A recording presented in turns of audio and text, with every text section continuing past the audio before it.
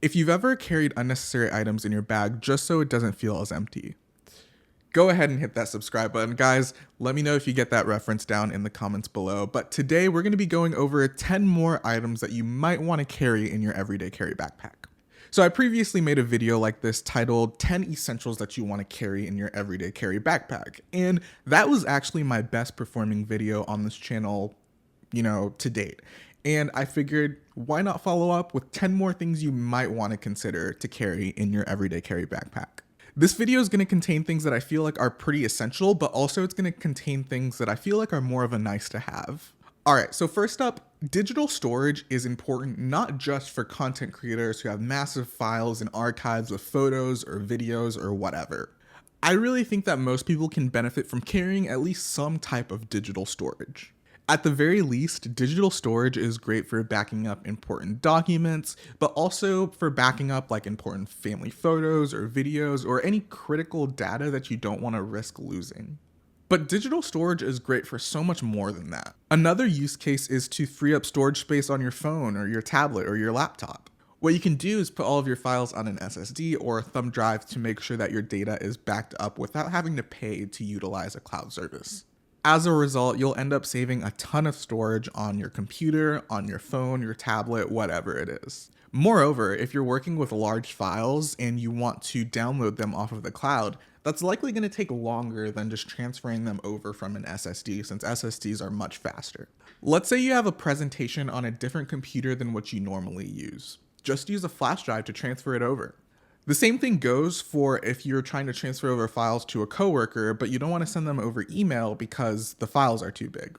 Just use an inexpensive flash drive, give it to them, and if they don't give it back, no worries. It was probably only like $4 to $10. For my storage, I personally use a Samsung T7. They have a few different options from like 512 gigabytes to like 2 terabytes. I'll go ahead and link that down in the description, as well as any other products that I mentioned in this video. They will contain affiliate links, so if you do use them, I will get a little bit of a kickback from that, but if not, no worries, your viewership is enough. All right, so I feel like it's pretty obvious that you should always carry an umbrella with you. I obviously don't have to explain what an umbrella is good for, but I will say that it's one of those things to have and not need than to need and not have. I currently use a Rappel umbrella. It's just a cheap umbrella that I found on Amazon for like $30. I'll go ahead and leave that in the description down below, but it's great. It resists the wind pretty well and it does its job as an umbrella. I also like how compact it is. It's pretty nice. I always carry a book with me, even if I rarely read it. The reason why is because I never know when I'm going to have unexpected downtime, and I might not want to watch videos or I might not want to be on my phone. I might just want to read something or learn something new. The idea for this is to give myself options just in case I have downtime, so I have a few things to entertain myself with. Maybe it doesn't have to be a book. Maybe it can be like a magazine or something. The idea is to give yourself options so that, when the time comes and you have downtime at work, or let's say you're waiting for a train or a bus or whatever, you can entertain yourself or learn something new, or maybe read a cool story. I personally like nonfiction books, so that's my personal preference. Another thing to mention is that if your phone runs out of battery or if you don't have any service at the place that you're at, a book can be great for, staving off boredom in a pinch. If I had to give a book recommendation, mine would be You Are a Badass by Jen Sincero. It was super helpful and inspiring to me in the stage of life that I was in when I read it, and I highly recommend it if you haven't watched it, if you haven't read it already. Alright, so carrying a packable tote is one of those things that you forget about until you actually need one. So a tote can be great for like an impromptu grocery trip, or let's say there's something that's too big or awkward to fit into your main bag, or let's say there's something you don't want to put in your main bag. A tote can be great just to have like storage offhand that's not on your back. I personally use some random tote that I got with another bag that I received for a review for Carryology.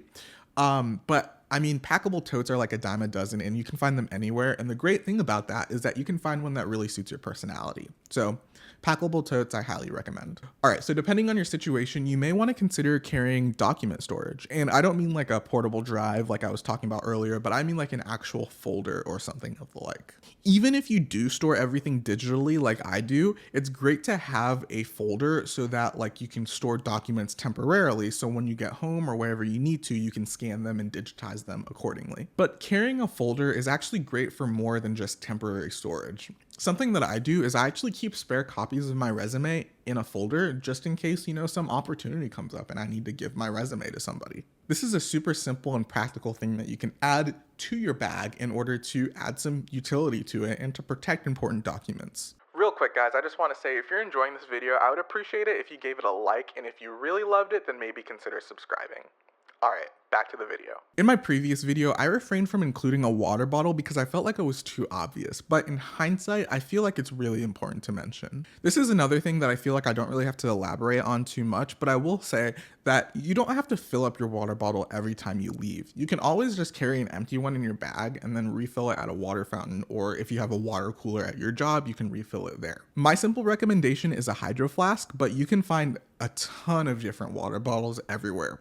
I'll go ahead and link the one that I use down in the description, but again, that's another one of those items that are a dime a dozen, so I would highly recommend just shopping around and seeing what suits your needs. So flashlights are really popular in the EDC community, and for good reason. I mean, yeah, you can use your phone's flashlight, but that isn't going to be as powerful or as effective as a dedicated torch. Flashlights are great for if you have to walk your dog at night, if you need to find something in the dark, or if you want to walk around your house without turning on the lights and disturbing your family members. I highly recommend Raylight. They make some of my favorite EDC flashlights with great materials like brass, titanium, all of that stuff.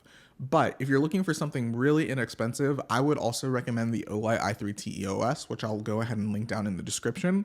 That one was actually my first EDC flashlight, and I love it. It's super compact, takes I think a AAA battery or something like that, and I personally love it. It's not glamorous or anything, but it's really effective. As someone who likes slim wallets, I usually prefer not to carry too much cash with me, but carrying some can actually be a really good idea. Although it's unlikely, let's just say that the store that you're at doesn't accept credit cards, or what's even more likely is that the chip reader isn't working. Let's say that you've lost your wallet and you need to pay with something for cash. That's why carrying cash can be a good idea, even if it's something small, nothing too much. I have like, $40 or $60 in my wallet. It's not anything too crazy, but if I need to get gas, if I need to get a snack or something to drink, I've got it with me just in case. Although I would love to not carry cash anymore, it's still an important part of our lives and it's nice to have in a pinch. It's better to be safe than sorry in that sense. What you can do is you can just throw it in a Ziploc bag, you can keep it in your car, you can keep it in a pouch, or maybe if you want to keep it in your wallet like, most people do. You can also do that, but just keep in mind if you lose your wallet, you lose your cash as well. But I will say that, carrying just a small amount of cash might be a good idea for you. Just make sure that it's broken up reasonably well, just in case there's no spare change or, whatever. It's really hard for me to carry an extra layer in my bag because I never know what's going to go well with my outfit of the day. Even though this is something that I don't really do, I do want to mention that carrying an extra layer if you live in cold climates might be worth it. I think another thing to mention too is if you live in a place that has widely varying temperatures. So for me here in Florida this fall, it can range from being like 45 degrees in the morning, and then in the afternoon it could be like 75 degrees. So what I go out with in the morning might not be suitable later in the evening or midday or whatsoever. Another thing is if you're like me again and you live in Florida or in a really hot place, you go inside and it gets really cold because of the air conditioning. So for me, my place of work and my office, it's super cold. So carrying an extra layer can help you with that. And then when you go out, you can just take it off. So as technology advances and tech companies opt for slimmer, more streamlined designs, carrying dongles becomes more and more of a necessity. If you have a USB Type A flash drive, but you only have USB-C ports on your laptop, such as a MacBook, then you're going to need a dongle in order to access the data that's on the flash drive. Another thing is if you need extra I/O, such as an HDMI port or an SD card reader or an Ethernet port, God knows that most laptops are not going to include that, at least slimmer ones. So I would highly recommend carrying a dongle with you just in case. Thank you so much for watching this video. If you enjoyed it, then I would appreciate it if you gave it a like, and if you really loved it, then maybe consider subscribing. If you'd like to see more of me, you can go ahead and follow me on Instagram. I'll go ahead and leave that link down in the description below. But guys, that is all that I have for you. Thank you so much for watching. I hope you have a lovely day, and I'll haunt you tomorrow. Bye-bye. Here we go.